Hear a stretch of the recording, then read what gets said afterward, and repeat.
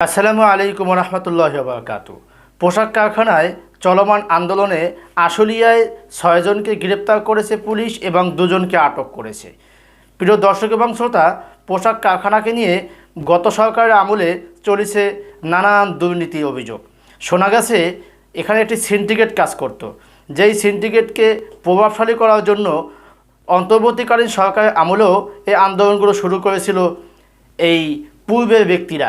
যে সমস্ত ব্যক্তিরা আগেও আওয়ামী লীগ সরকারের আমলে এরকমভাবে নাশকতা করে এরকমভাবে বহিরাগতদেরকে ভাড়া এনে গার্মেন্টস শ্রমিকদের মাঝে একটি ফাটল ধরিয়ে দিতেন এবং শুরু হয়ে যেত আন্দোলন। এই সুযোগে তারা ফায়দা লুটে নিতেন ব্যবসার সিন্ডিকেট করে। তেমনিভাবে বর্তমান অন্তর্বর্তীকালীন সরকার আমলেও সেই কাজটি শুরু করেছে বলে জানা গিয়েছে। আপনারা দেখেছেন বিভিন্নভাবে আন্দোলনরত ছিল গার্মেন্টস শ্রমিকরা। এখানে আসলে অধিকাংশ গার্মেন্টস শ্রমিক নয়, তার বেশিরভাগই হচ্ছে বহিরাগত ব্যক্তি। তাদেরকে ভাড়া করে এনে এই আন্দোলনগুলো চলমান রেখেছেন, যাতে পূর্বে যেরকম সিন্ডিকেট করেছে জুট ব্যবসার উপরে, তেমন সিন্ডিকেট যেন এখনও করতে পারে।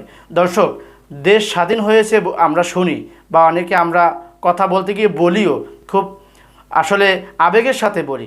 কিন্তু প্রিয় দর্শক, আমাদের সমাজের মানুষগুলো তো আর পাল্টে যায়নি।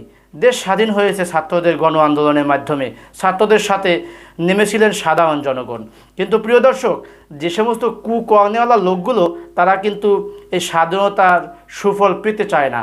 কারণ যদি এটা পেতেই হয়, তাহলে তারা তো সিন্ডিকেট করে ব্যবসা করতে পারবে না, আর পোশাক খাতকে একটি দুর্ভোগে পরিণত করতে পারবে না। অতএব স্বার্থান্বেষী যে এই সমস্ত ব্যক্তিগুলো টাকার লোভী, তারা এখন এই স্বাধীনতাকে ওরকমভাবে মেনে নিতে পারছে না, তাই তারা আন্দোলন করে এখনও চালিয়ে যাচ্ছেন। দর্শক, এইরকমভাবে যদি চলতে থাকে, স্বাধীন আমরা বলতে বলতে জীবনটা কাটিয়ে দেব।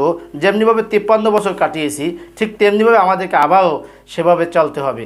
তাই আমরা যদি সকলে এই সিন্ডিকেটকে রুখতে হয়, তাহলে দেশের মানুষদেরকে সচেতন হতে হবে। সচেতন হয়েছেন যেরকমভাবে অন্তর্বর্তীকালীন সরকার, তাদেরকে ধরার জন্য যৌথ বাহিনীর অভিযান চালিয়েছেন। পুলিশ, নৌবাহিনী, র্যাব, 3 বাহিনীর যৌথ অভিযানে গ্রেপ্তার হয়েছে বিভিন্ন জায়গায়। দর্শক, আজ এ পর্যন্তই। ভালো থাকুন, সুস্থ থাকুন। আল্লাহ হাফেজ।